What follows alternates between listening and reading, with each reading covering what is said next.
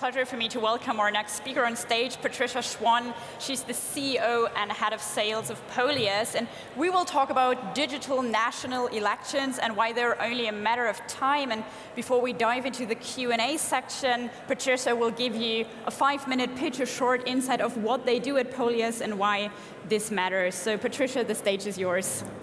Thank you very much. So good afternoon. As said, my name is Patricia Schwan.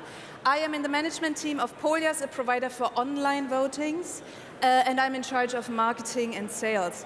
Previously, I just told Kim, when I started off my career, I was a conference manager, so I know exactly what it takes to organize such a beautiful event, how much passion and attention to detail and over hours. So let me please, first of all, thank the organizers for this fantastic event that you put together here. Thank you very much. You did a great job, first of all. Secondly, talking of organization of events, I would like to talk about an event that wasn't so very well organized. The title of my presentation hints towards it. The federal elections in Germany last year, especially in Berlin. It was my presentation isn't there, by the way.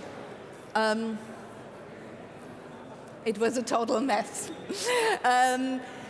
As we might remember, paper ballots didn't get delivered to the polling station because they got stuck in traffic because there was this marathon in Berlin, and so they didn't get to the polling stations. Paper ballots were delivered to wrong polling stations, so total mess. There's another thing I have to think of when I think of the federal elections, and that is more than 47% of all voters decided to vote via mail. So more than 47 voters decided or trusted a mailbox to deliver and a postal system to deliver their paper ballot to the ballot box. I don't say they shouldn't. I do trust the system. I did absentee voting myself. It's totally fine. But we do know that in each and every election, paper ballots get lost in mail. So that's a fact. Both issues that I just raised are issues that can be solved through online voting, and that is exactly what we do. What we do, or what clients came to us with prior to the pandemic, was mostly they wanted to reduce the effort that it takes to plan and organize an election. Clients there would always be a person who would say, you know, I'm the one to carry the boxes, you know, the tons of paper that needs to be tallied afterwards. And I would then say to the people, okay, we take that away from you. It's gone, you know, you don't need that anymore.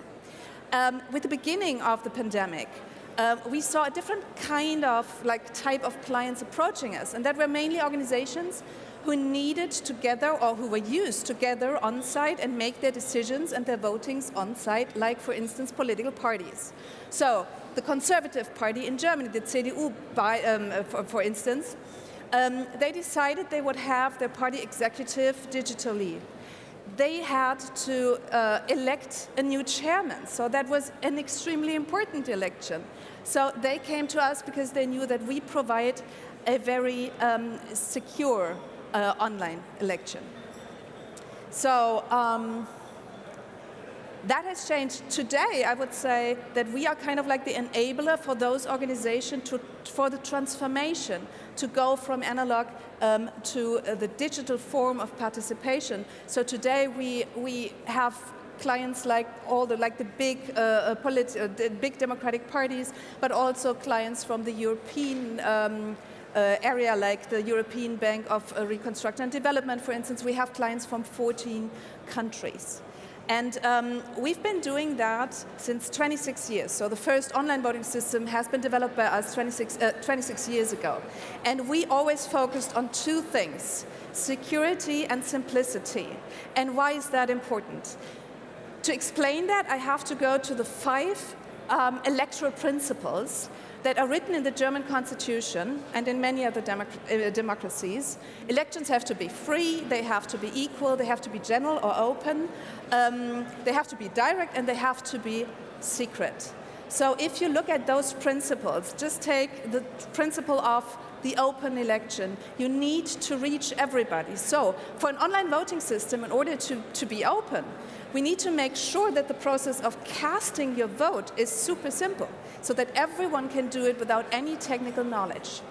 When it comes to the secrecy of the vote, obviously the most crucial part is you have to provide an online system, election system that is extremely secure. So that's what we do. And I have to look a bit into my cards here. So what we got in 2016 already is a certificate from the Federal Ministry of Information Security, the BSI. And they certified our product based on a protection profile, based on common criteria for secure internet or information technology. And this protection profile precisely describes what an online election system should do in order to comply with those 5 electoral principles. So in other words, the BSI confirmed that our system can comply with those principles. Nowadays, and I think I'm, in parallel, we build a system. So the certified system is what we call Core 2. Parallel, we built another system that we call Core 3. And that is slightly different in the way that it protects the ballots, protects the secrecy. It's, that's the BSI slide. That is a bit like a washing machine, so you cast your vote and then all the ballots get mixed up and shuffled in a way so that you can't trace anymore from the ballot back to the voters. If we talk about the future of online elections, we should focus on Core 3, because this system, and we will go more into detail in the next minutes, this is the system that we develop further. We developed it in order to cater the needs of elections that have very high security demands. And so a lot of our research, a lot of discussions with clients, but also a lot of inspiration from the science goes into this system, and this is what we will also further develop. So that's what we should actually discuss. And in that sense, I am glad to now have a conversation with you and answer your questions. Thank you very much. Great, yeah, thank you very much. So I want to go back to something you just said. You said casting a vote needs to be super simple, and it should be super simple. So when we start with the basics, how does e-voting, how does it work in practice, and what are the advantages you see from your business perspective? Okay, well, how does it work? The question, it's just super simple. Everybody who has a device that has access to the internet can use it. There are 5 very simple steps that you have to do in order to cast your vote.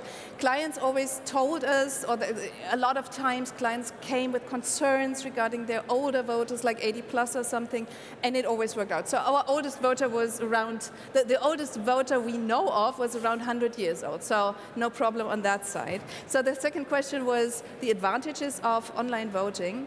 From a business perspective, or like in general? Really in general. In general. Well, every procedure that you have in place for voting complies differently with the electoral principles. That's always the kind of like the title of everything.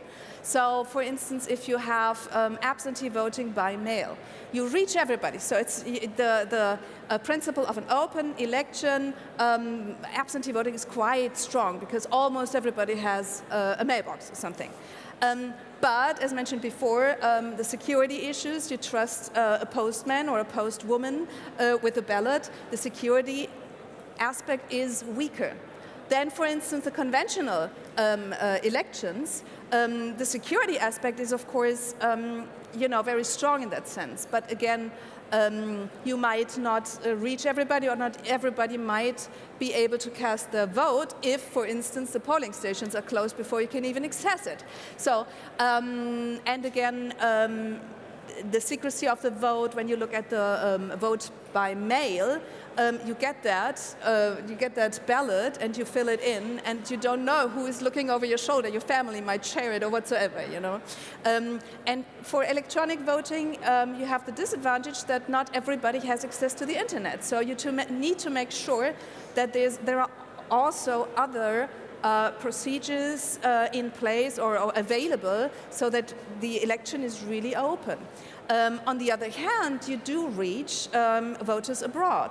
You do reach voters who can't or don't want to leave their houses. So in that sense, it's very strong in that aspect. It is also very strong in that aspect that you eliminate human failure, like in the tallying process.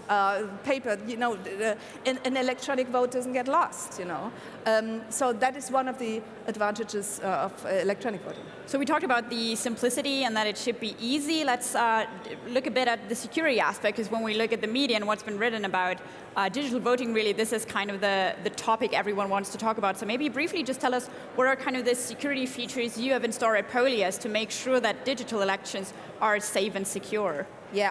So, as I said, I will talk about Core 3 because this is like the more modern system.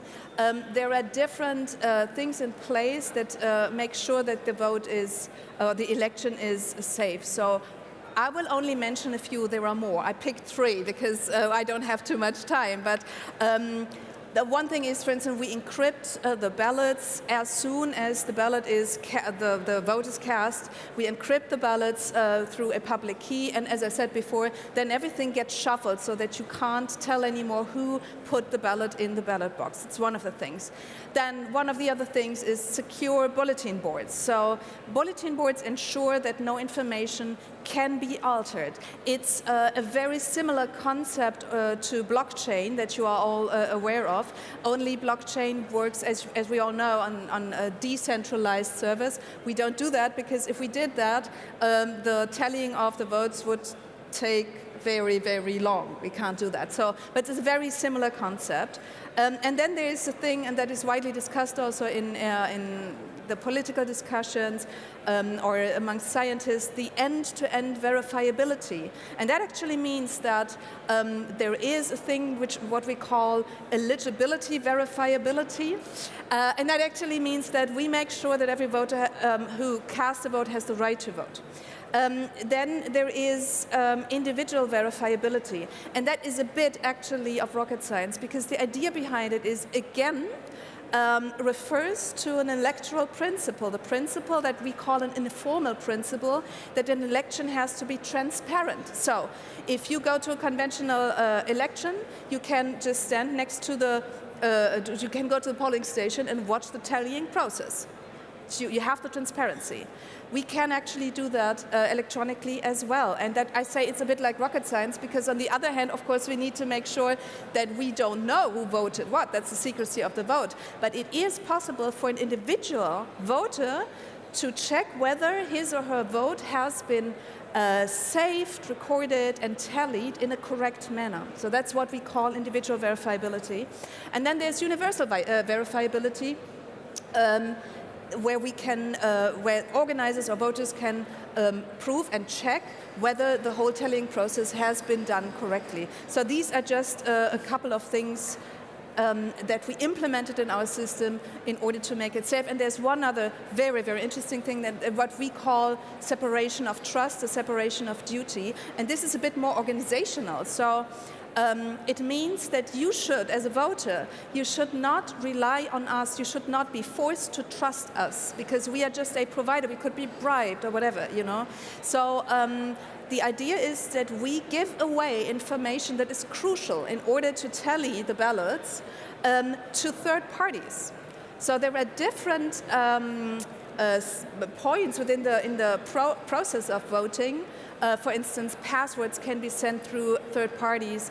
The secure bulletin boards can be hosted elsewhere. And so in that sense, we give away the information. You don't need to trust us anymore. And that is a super interesting topic in our system. It's built in a way that we can do that at many different stages of the process. So maybe for the last 60 seconds. It's a tight question, I know, but maybe from your experience of looking abroad, because we say it's only a matter of time, but really there are countries that are using digital elections or having case studies doing that. What do you learn from these case studies, and maybe what's also your outlook on how it will look like and what's needed and what's going to happen here in Germany? Yeah, so I mean, we all know the example of Estonia. What we have to understand, it is the impact that an online election can have on a country always depends on the original objective. Like in Estonia, the idea is Estonia wanted to drive the digitalization. They wanted to be pioneers, and they are. It worked out. Everybody thinks of Estonia when thinking of electronic votings in a federal election. In France, we had absentee voting. So it's just a small group, so the impact is not huge. But the objective to include those who live abroad has been met. That's what we need was the second question. Maybe a quick sentence, just one or two. Yeah, so, okay, there are still some regulations, some laws that need to be passed in order to enable more, like the political parties who had a very complex system in place in order to meet the legal requirements when the CDU did the election, for instance, for the chairman. That is one thing. But what I also think is that what it needs from all of us is the mindset to embrace innovation and tackle risks, of course. I think, I don't know who of you is familiar with Alfred Dürrenmatt, the Swiss dramatic who wrote the comedy The Physicists. You cannot stop innovation, but I do believe if critics and advocates come together and work hand in hand, we can tackle those risks in a responsible way. Thank you very much. I guess we need the mindset to embrace innovation is one of the key messages we can also take away from your last answer. So Patricia, thank you very much for sharing your insights. Thanks to the audience. And with that, I'll hand over back to Sarah for our next panel. Thank you very much. Okay. Thank you. Thanks, Kim.